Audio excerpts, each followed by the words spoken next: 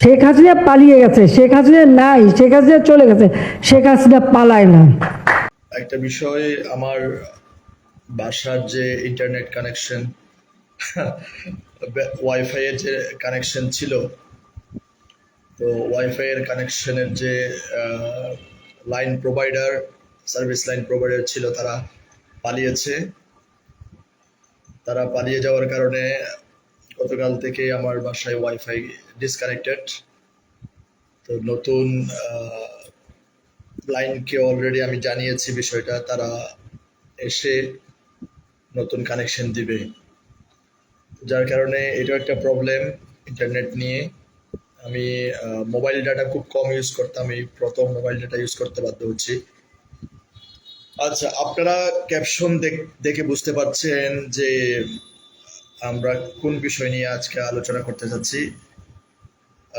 আসুন আসুন তো আমরা একটু নিরপেক্ষভাবে আলোচনা করি। আমরা কমেন্টস করে জানান আপনারা আপনাদের মতামতগুলো ওপেন। আপনাদের মনের যে কথা ক্যাপশনে যা লিখেছি এবং দেশ এবং বর্তমান পরিবেশ পরিস্থিতি নিয়ে যা অবস্থা, আপনারা আপনাদের মনের বিষয়টা জানান। আমরা একটু নিরপেক্ষ আলোচনা করার জন্য আজকে আসছি। আমরা দেশ স্বাধীন করেছি, দেশ স্বাধীন হয়েছে আলহামদুলিল্লাহ। আজকে মানুষ অনেক খুশি। আমি আজকে সারাদিন মানুষের খুব কাছে গিয়েছিলাম, সারাদিন মানুষের কাছে ছিলাম, সাধারণ মানুষের কাছে ছিলাম। তো দেখেছি মানুষ অনেক বেশি আপ্লুত, অনেক বেশি আনন্দিত, অনেক শান্তি ফিল করছে মানুষ। তো এখন আমরা একটু নিরপেক্ষ আলোচনা করি যে আমাদের ক্যাপশন অনুযায়ী আমরা আমাদের চিন্তা ভাবনা কি। আচ্ছা, এখন একটা বিষয় দিয়ে শুরু করি, তারপর আমরা ধাপে ধাপে অন্যান্য আলোচনায় যাব। আমি একটু আগেই লাইভ শুরু করার একটু আগে নিউজ দেখছিলাম। ওই নিউজে আপনারা হয়তো দেখেছেন শেখ হাসিনার ছেলে, খুনি শেখ হাসিনার ছেলে সজীব ওয়াজেদ জয় বাংলাদেশের লুটপাটের অন্যতম কারিগর। বাংলাদেশের টাকা বিদেশে পাচার করে নিয়ে যাওয়ার যে রাস্তা তৈরি করার যে ব্রিজ বলা যায় আর কি।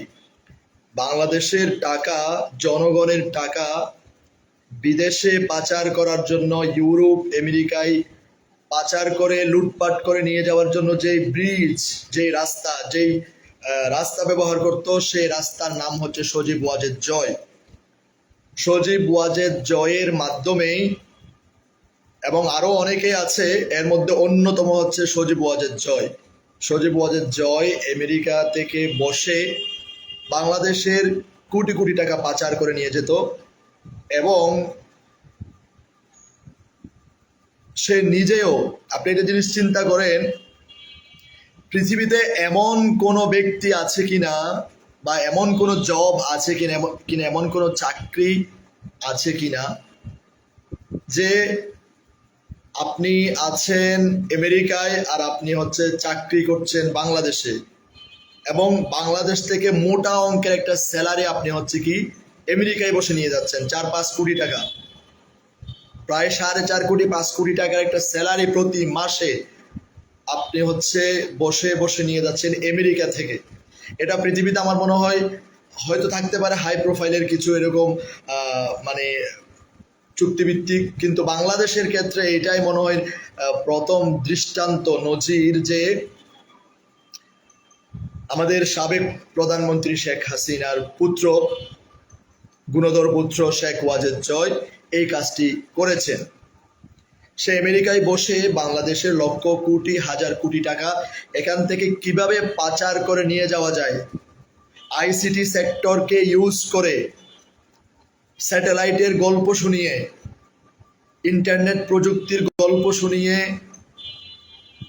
কিভাবে হাজার কোটি টাকা লুটপাট করে বাংলাদেশ থেকে নিয়ে যাওয়া যায়, এটার সম্পূর্ণ রাস্তা, ব্রিজ তৈরি করেছিল, ব্রিজ হিসেবে ইউজ করেছিল আমাদের সজীব ওয়াজেদ জয়।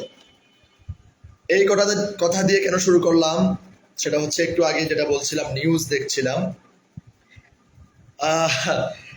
খুনি হাসিনা যখন বাংলার আপামর জনতার আন্দোলনের তুপের মুখে পড়ে, সে তো চেয়েছিলেন, আমরা তো সবাই এখন নিউজ দেখছি, সে নাকি শেষ ৪৫ মিনিট আগেও বলেছে যে আরো যত মানুষ মারা দরকার মারো, আরো যত ছাত্র হত্যা করা দরকার, নিহত করা দরকার, মারা দরকার মারো, তারপরও আমার ক্ষমতা দরকার, আমি ক্ষমতায় থাকতে চাই।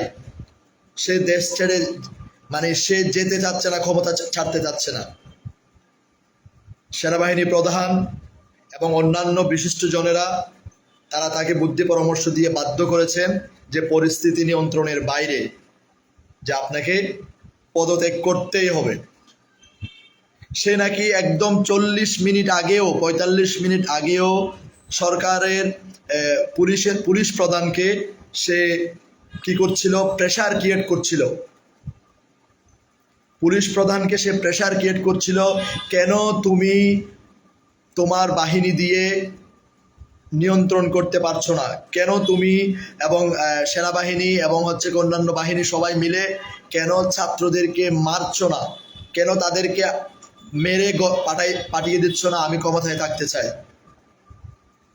সেনাবাহিনী প্রধান যখন এটার প্রতি অস্বীকৃতি জানালেন এবং পুলিশ প্রধান যখন বললেন যে এটা এখন আর নিয়ন্ত্রণে নেই, হাতের বাইরে চলে গিয়েছে, আপনাকে ক্ষমতা ছাড়তেই হবে, পরবর্তীতে সে সুন্দরভাবে একটা এক্সিট নিয়ে চলে গেছে।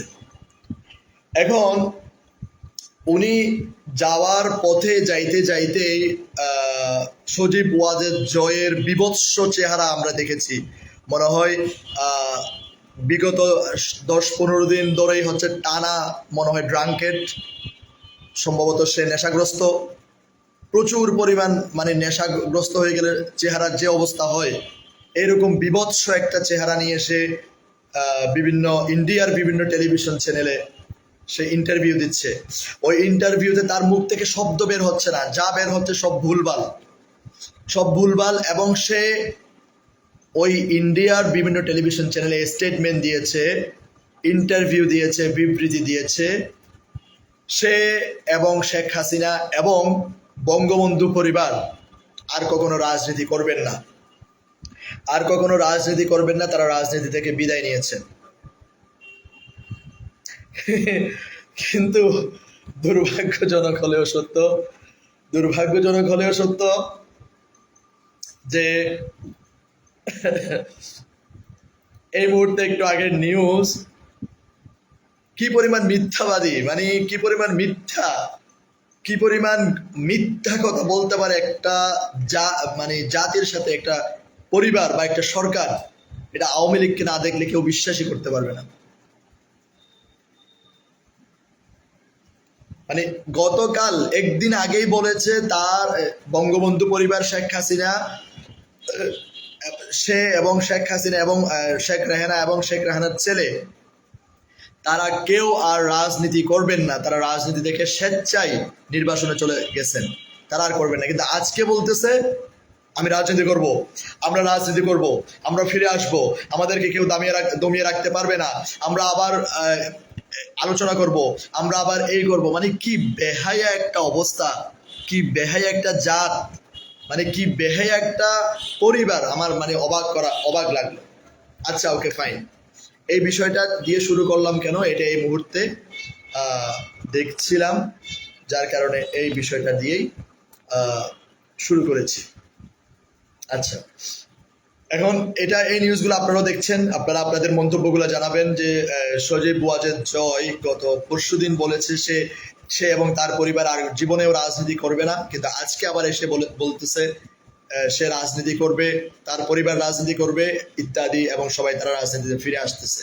ওকে, তাহলে এই যে মিথ্যা কথা, শেখ হাসিনা ৩-৪ দিন আগে বলেছে তারা দেশ ছেড়ে পালায় না, শেখ হাসিনা দেশ ছেড়ে পালায় না, আওয়ামী লীগ দেশ ছেড়ে পালায় না, কিন্তু দিন শেষে শেখ হাসিনা দেশ ছেড়ে পালালো, আওয়ামী লীগ দেশ ছেড়ে পালালো, সবাই দেশ ছেড়ে পালালো।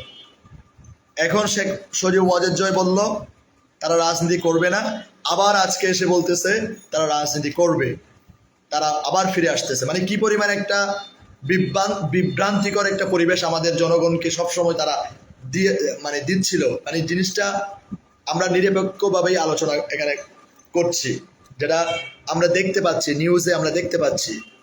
কারণ হচ্ছে আমরা 3-4 দিন আগে শেখ হাসিনার বক্তব্য দেখেছি, গতকালকে আবার সজীব ওয়াজেদ জয় রাজনীতি করবে না এই বক্তব্য দেখেছি, আবার আজকে এসে দেখছি তারা আবার রাজনীতি করবে। মানে কি পরিমাণে একটা টালমাটাল অবস্থা জাতিকে নিয়ে তারা এভাবেই করে গিয়েছিল বিগত 17 বছর কিংবা এর আগে অন্যান্য সময়।